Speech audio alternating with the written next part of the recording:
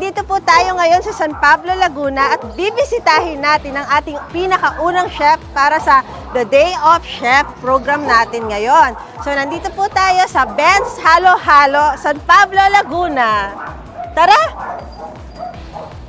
Okay, nandito tayo ngayon sa loob na ng Ben's Halo Halo, San Pablo, Laguna. So, wow, ang ganda naman, kakulay ko yung upuan. I belong. O, tingnan nyo naman, Laguna's creamiest halo-halo since 2014. Ay, grabe talaga. Kaya excited na ako makilala kung sino ang nagpasimula ng Ben's Halo-Halo. So, tara, kilalanin natin si Chef Ben Pasco. Tara!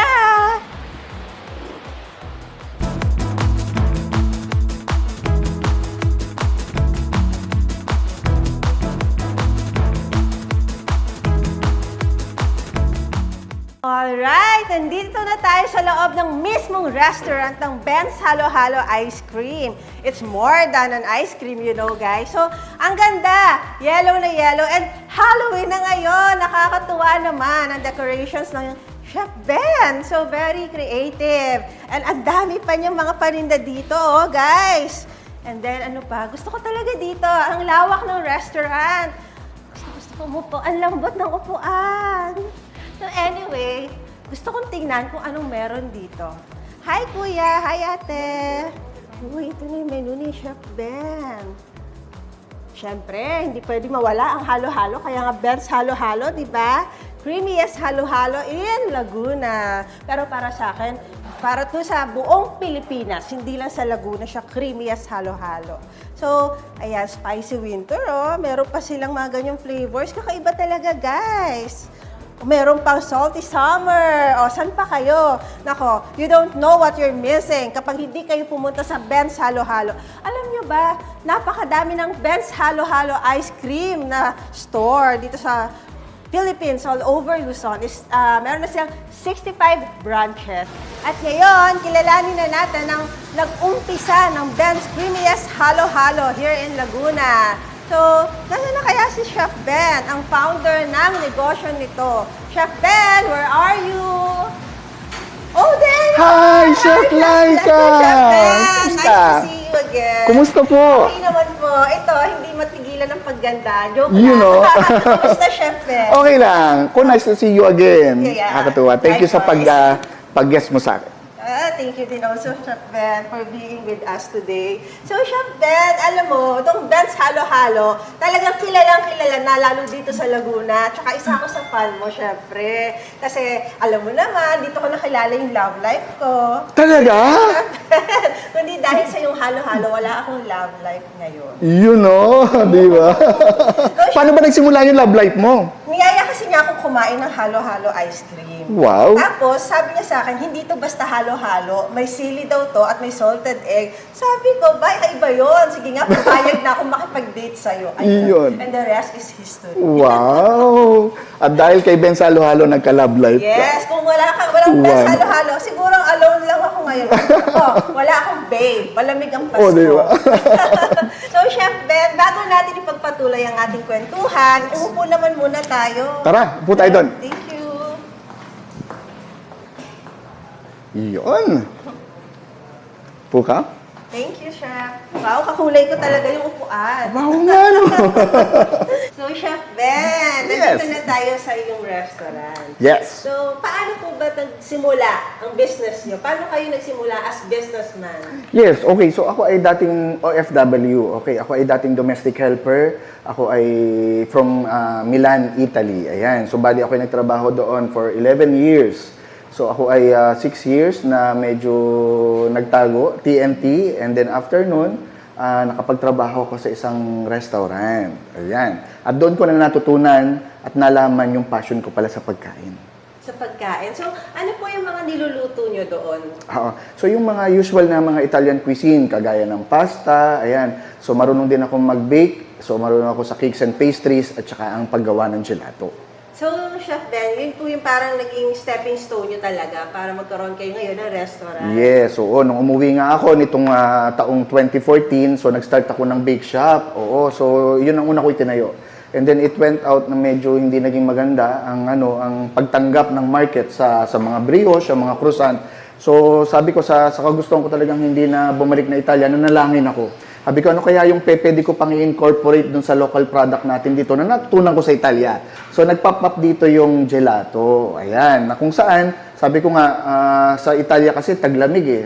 Mostly ng ano doon, taglamig. And yet pinipilahan ang pagkain ng gelato. So sabi ko, bakit kaya dito sa Pilipinas, dahil tropical naman tayo, why not na bakit hindi ko kaya incorporate ito sa local product natin dito?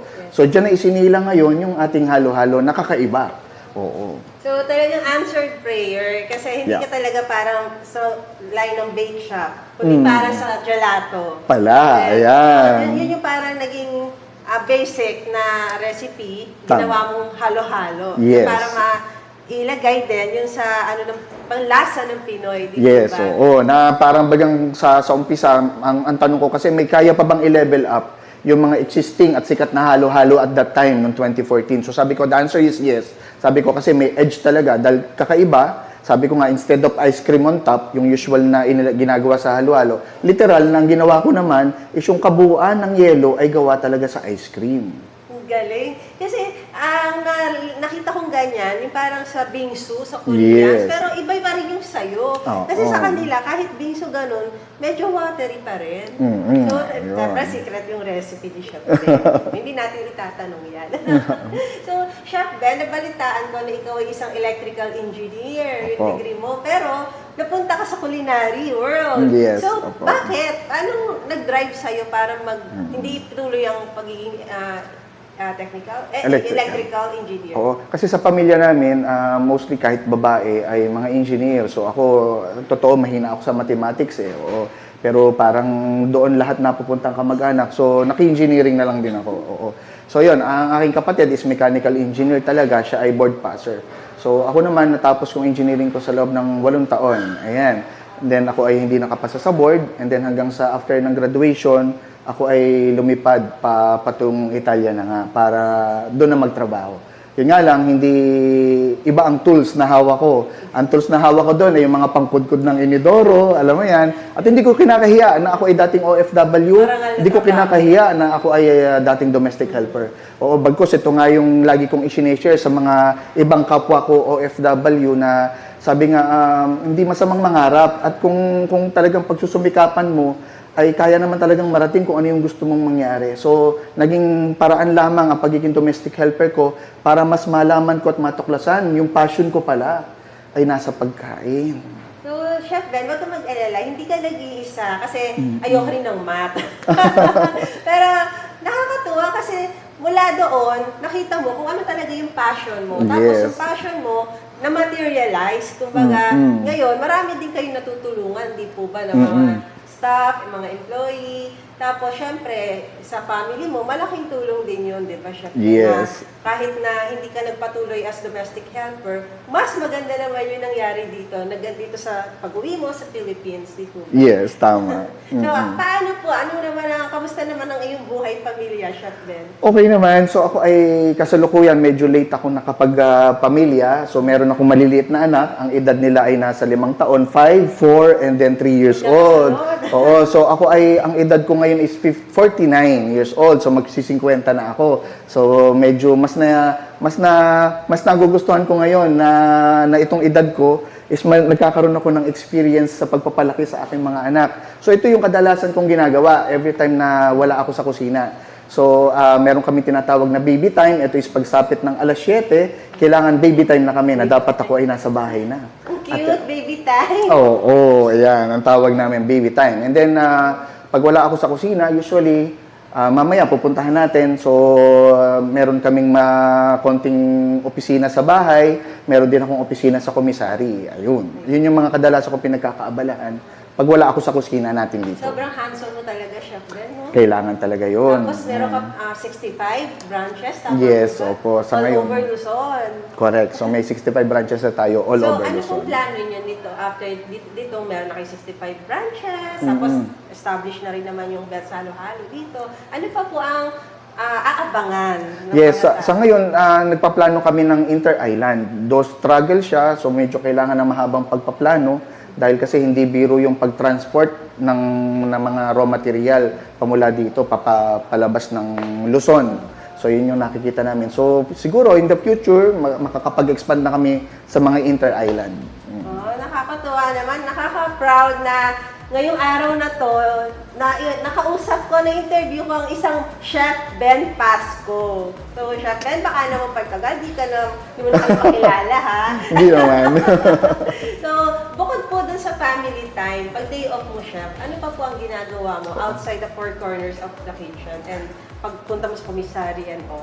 Oo. So, ako din minsan ang nagdi-deliver. O pagka meron akong gustong inspeksyonin na branch, so sinasabay ko na. Ako na din ang nagdi-deliver at magugulat din ang mga branches na pagbaba nila, ako yung nagdi-deliver sa kanila. So, sabay inspection na yan. So, yun yung isa sa ginagawa ko pagka wala ako dito sa kusina ng Ben Saluhan. So, trabaho pa rin talaga. Trabaho pa rin, oo. Napakasipag kumayod ni Chef Ben. Kahit parang wala ka naman day off, Chef Ben.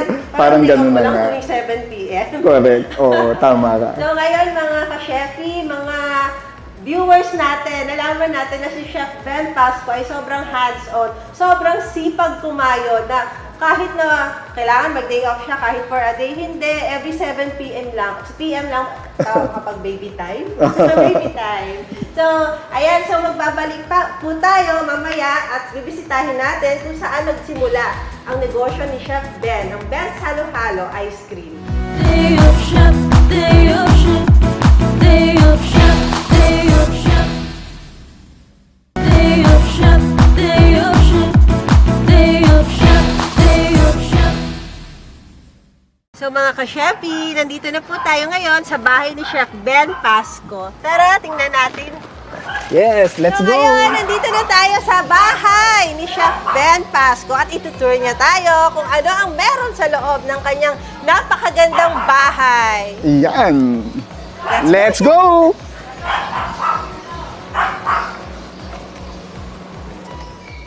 Ayan. So, Chef Laika, ito yung kinukwento ko sa'yo na dati, itong ilalim na to, kaya kung mapapansin mo, marami pa siyang mga bakal-bakal.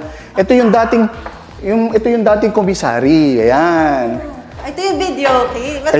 Ayan yung video, okay. Oo, di ba? Chef Ben, kumanta ka naman. Yan. So, dito yung pagawaan dati. As in, ito. Ganito kaliit pa yung pinagsimulan ko na pagawaan. Dito, Maliit pa to, ha? Dito niluluto yung mga minitamis na saba, makapuno, leche flan, ube. So, lahat ay dito. And then, yung itaas naman namin, tara. Ayan. Scratch lahat. Oo. Ito ba, may pa-oro plata mata, Chef Ben? Ayan, si Selena. Say hi! Hi, cutie pie! Oo, tuloy kayo, tuloy. Ayan si Selena. Hello, bless. Bless ka, bless, baby. Oh, di ba? Ang cute! Say hi. Selena, hello! I'm your fan, you're so cute! Love, love, Ayan. love! Oh, say lang. Good job. Kamukha Ayan. mo talaga So ito ay parang condominium style. Hinati-hati ko sa tatlo. So bawat butas may sariling banyo, may sariling maliit na kusina. So ito yung kwarto ng mga bata. Ayan. Ito naman yung aking office. Ito yung sasabi ko yung saksakan ng gulo. Pasok kayo. Tingnan natin, magulo daw. Oo, ayan. So ito yung office namin. Okay, ito yung nakikita ko sa post mo. Yung lagi mo Chef Ben. ano, so Bakit yan, kasi control CCTV lahat. ni Chef Ben, walang makakalusot. Yan, ganyan kagulong office namin. So ang daming mga ano. Pag magulo, ginagamit at sobrang busy. Correct. talaga. And then dito naman sa kabila, yan.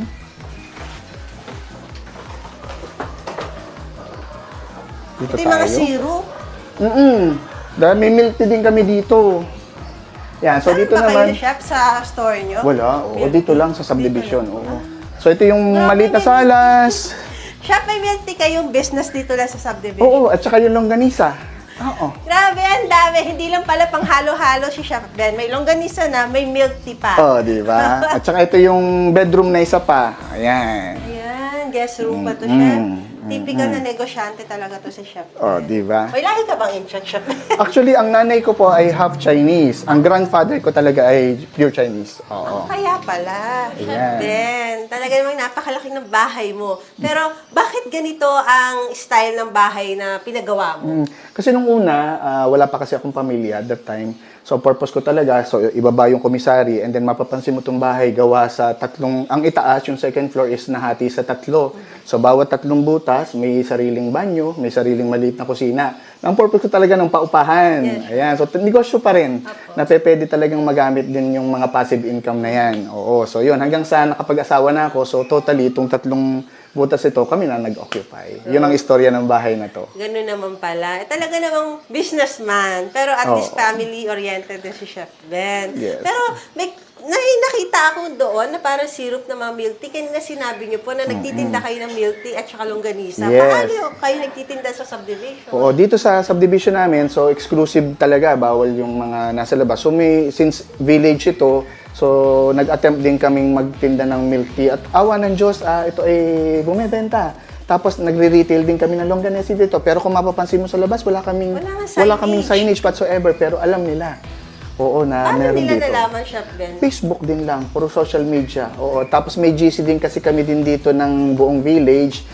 Kumbaga may communication kami din sa isa't isa, lalo pag may mga pumapasok na basura. Oh, nandiyan na yung basura, ilabas nyo na yung mga basura nyo. Ganon. So through that pala, na ma-market ni Oo, Chef oo. Ben, yung kanyang business, aside from halo-halo, syempre dito sa, kahit nasa private subdivision ha, kumikita pa rin si Chef Ben. Iba ka, Sayang. Chef Ben, ibang-iba talaga. Diba? Lahat ng pwede pagkakitaan. Yes. Oo. Pero Chef Ben, sa lahat ng pinagdaanan mo, sa lahat ng narating mo ngayon, ano yung natutunan mo at saka ano yung maia-advise mo sa ating mga kabataan ngayon na nagnanais magnegosyo, nagnanais din maging chef, yung mga manonood po natin? Yes. O siguro ang number one na may papayo ko sa mga gustong magnegosyo, ano, kung ikaw ay magninegosyo dahil ang gusto mo lamang talaga ay kumita, wag na. Okay? Kasi sa akin kasi, sa personal kong perspektibo, ang pagninegosyo talaga ay service muna. At pag maganda yung nabuo mong serbisyo sa binubuo mong negosyo, ay tiyak, sabi nga, kahit anong ayaw mo sa pera, susunod at susunod kasi napakaganda ng serbisyo mo. So, kagaya nung ginawa ko sa Ben Salo Halo, bago ako tumanggap ng mga franchise, siniguro ko na sapat yung product ay talagang tatanggapin ng publiko, na kung saan, sabi nga, yung sistema ay maayos din, na ma-share ko din sa ibang gusto magnegosyo. Kaya ako nga, sa totoo lang, ako na nga yung umaayaw paminsan-minsan. Ang daming inquiry, pero parang hindi na kaya. Oo, so yun. And then sa mga kabataan naman na gusto ding sundan kung ano yung mga nangyayari sa amin, number one ay hanapin niyo yung passion ninyo. Ayan. So kung saan yung gusto niyo, ano ba yung passion? Yung tipong kahit anong pagod mo sa isang sitwasyon, pero masaya ka pa rin at patuloy mo itong inilalaban. So yun yung tatahakin mong landas. At pag itong passion mo is na-convert mo into business, ay tiyak na napakaganda ng kalalabasan.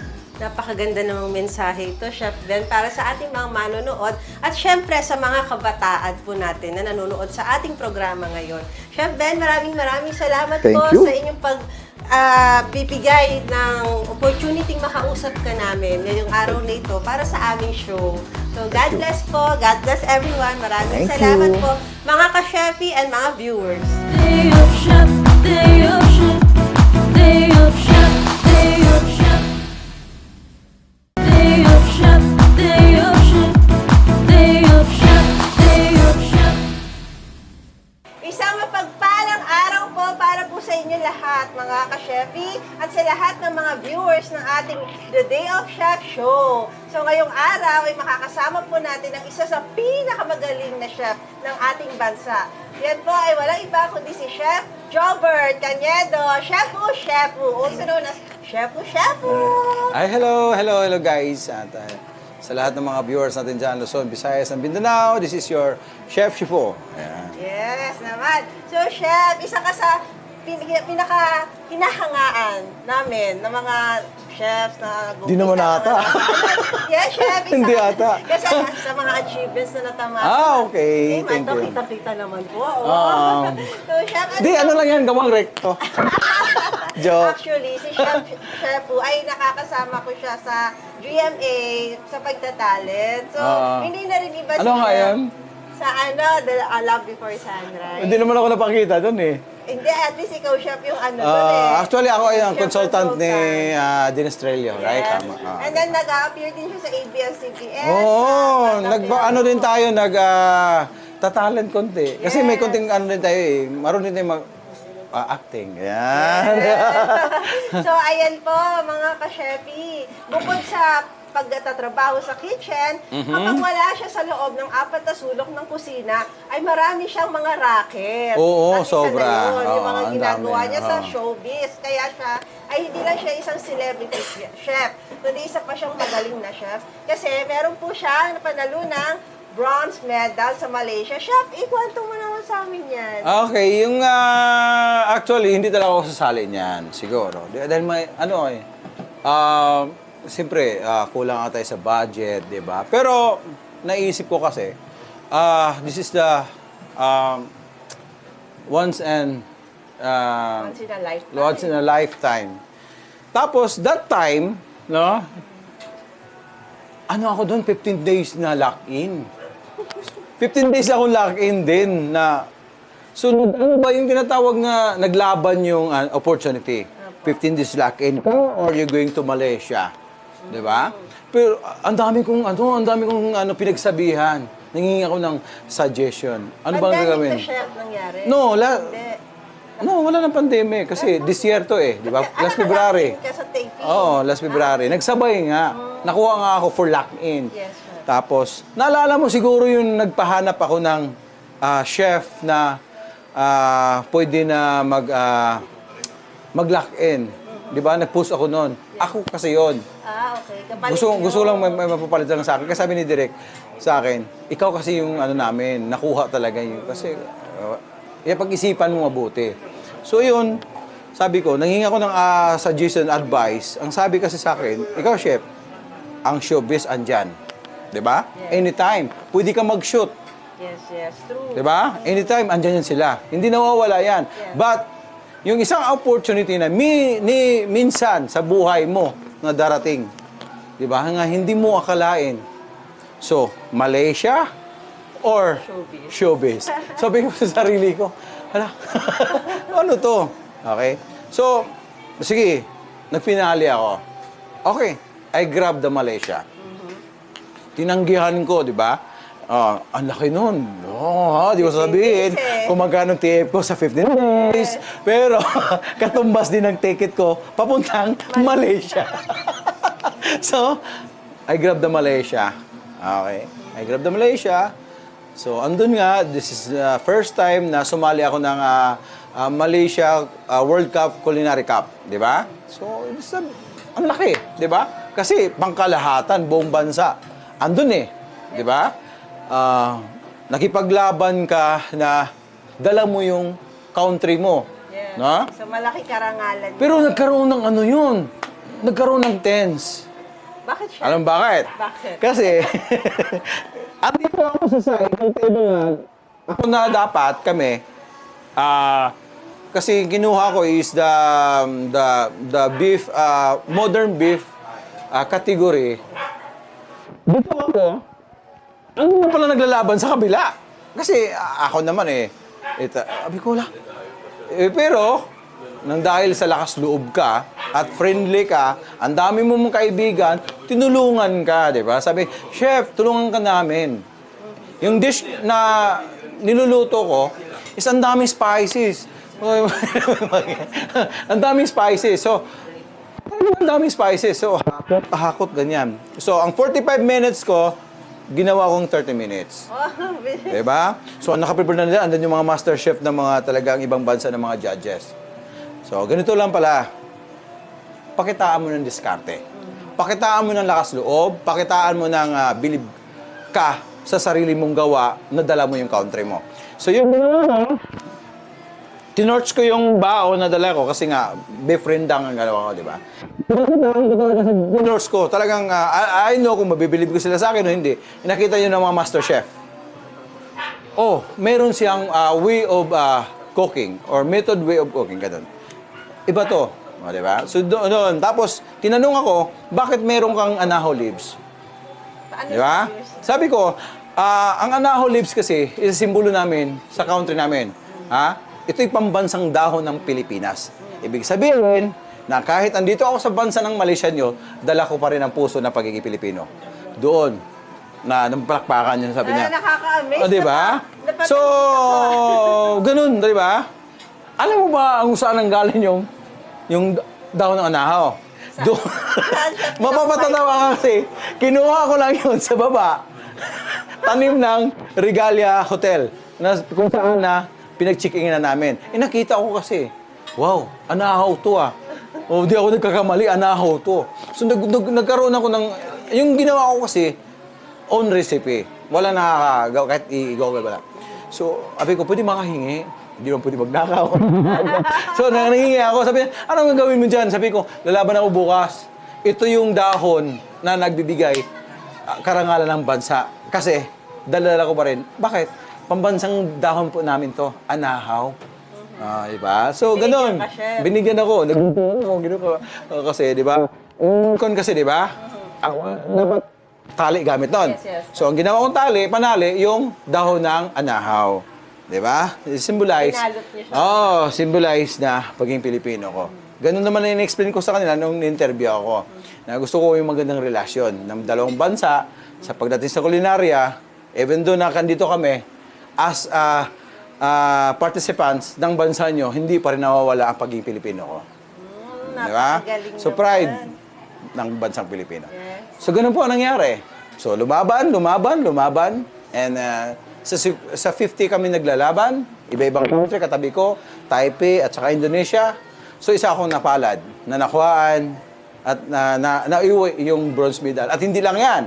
Nagkaroon pa ako ng medalya na binigay ng mga master chef na sa pagiging friendly ko.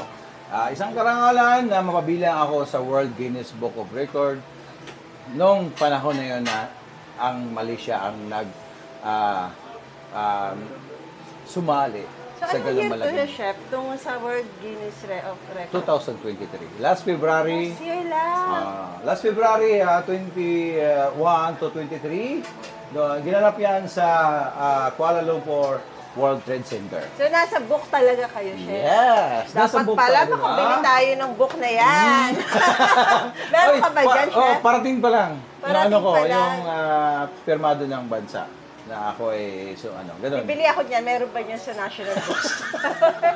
O sa Puli Book. Papirmahan ko sa'yo. Souvenir yun. Souvenir. So, yun na yung pinaka-best ko na competition. Actually, madami ko silang competition eh. Sumali na ako sa Sabarte, yung sa Pure Gold, sa Arcab, sa World Trade Center, dito sa Manila. Ano lang kasi, advice ko lang, no? Sa lahat ng mga gustong sumali sa ganyang kompetisyon, lakas ng loob, tiwala sa sarili, at panalig sa taas. Yung tatlong yun, lakas ng loob, Oo. tiwala sa sarili, at panalig sa taas. Yun Yun naman ay talaga. ipapanalo ka talaga. Oo, ipapanalo ka talaga. Diba? Opo. Kasi, bihira kasi, kung ikaw ay mahihain na tao, at wala kang lakas ng loob, tapos ayaw mo tumanggap na pagkatalo, hindi ka bilog dito. Totoo yan. Marami yung ganyan sa industriya. Tama. So, yun.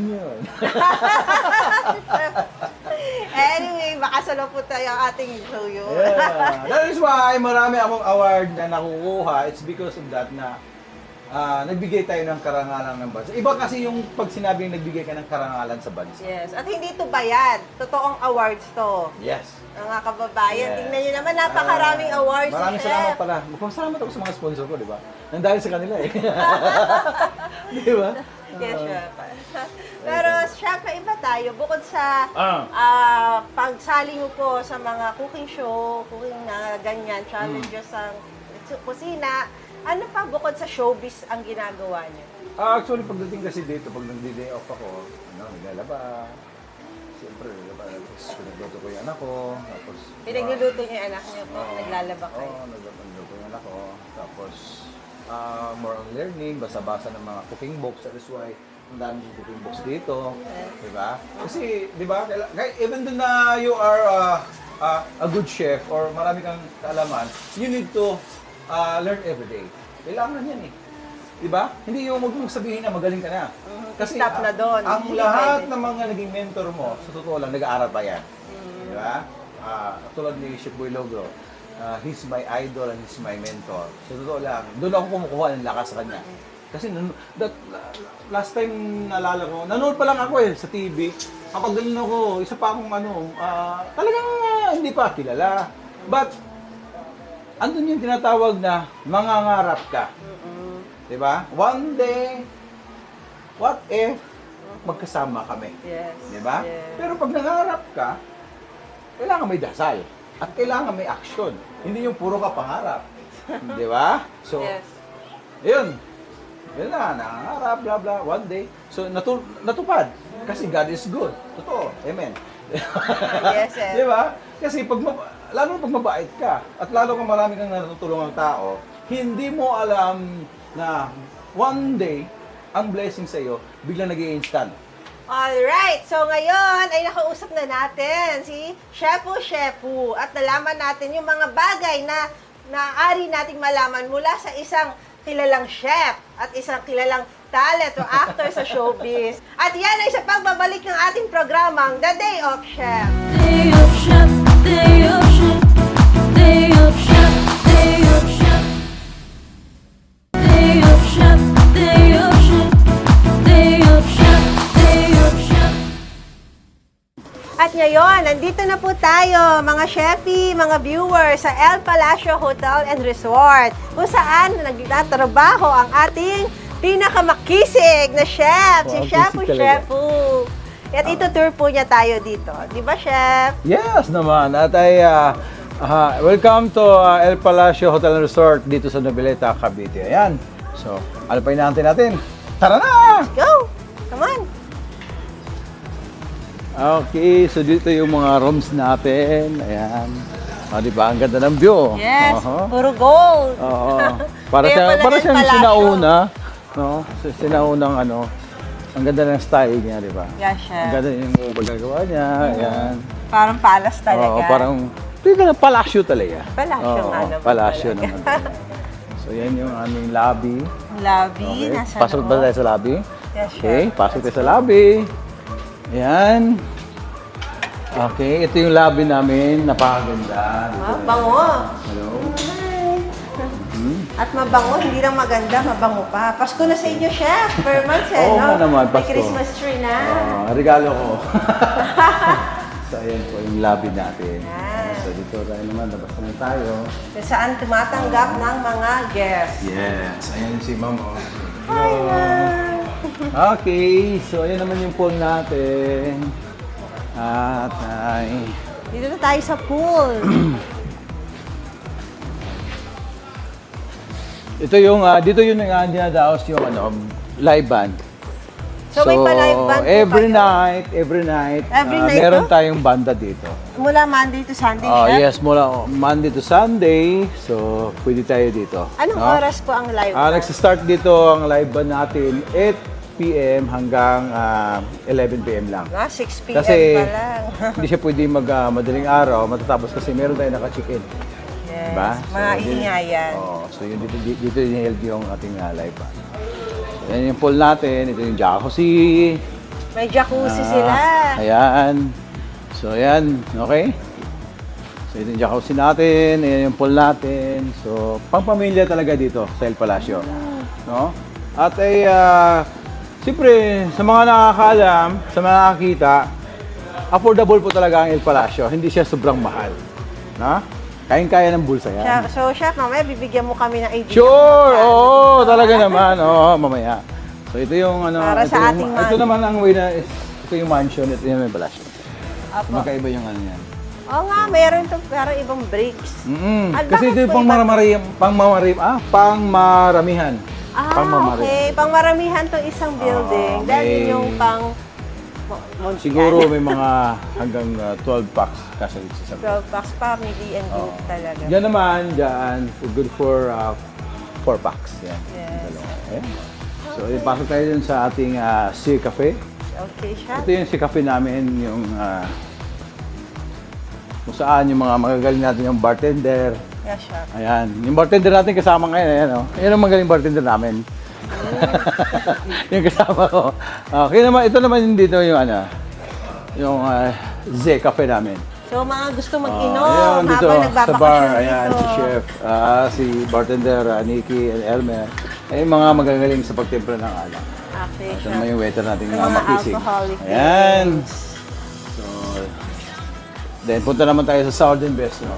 Kung saan yung restaurant natin, dito, the best kasi yung pinapromote namin dito yung mga famous ribs and steaks. Okay. Ayan, welcome. Medyo madulas, ha?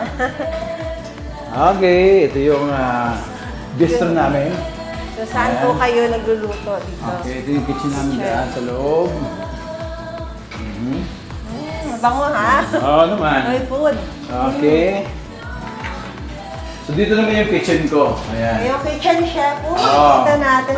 Wow, busy ang mga dito. Busy na nagluluto sa order natin. At malinis. Ayan, yung mga kitchen natin, yung Chef Jordan. Ay, Chef Mick talaga. Kawai. Ayan, Chef Mick, si Choi, yung si Ivan. Ayan. Ayan sila busy na ngayon. Always meron- wear chef hat or toque while Oo. inside the kitchen. Correct. Ito naman yung natin, events place. Yan. So, Nandito ang kailangan events natin- place. Yan. Ilan ang capacity dito chef? Good for 150. 150 maximum capacity. Pero medyo na siya. Medyo siksikan na talaga. 100, ayan. Good na naman. Ganda dito. So, kung meron kayong pinaplano ng mga okasyon, Mga pwede gusto dito. magpakasal. Pakasal. Binyan. Antayin yung kasal ko. Kasal mo, libre na dito siya. Pagkaluto mo, diretso ka doon sa...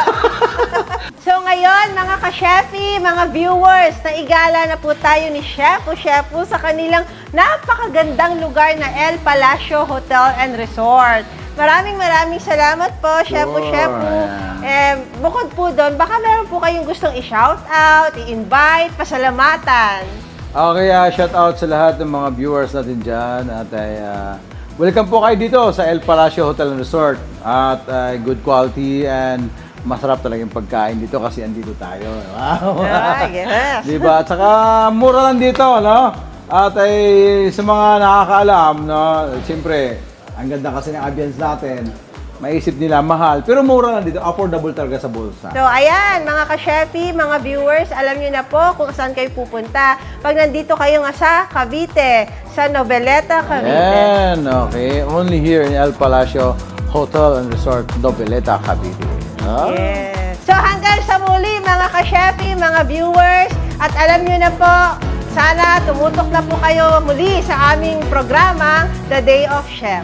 Day of Chef, Day of Chef, Day of Chef, Day of Chef.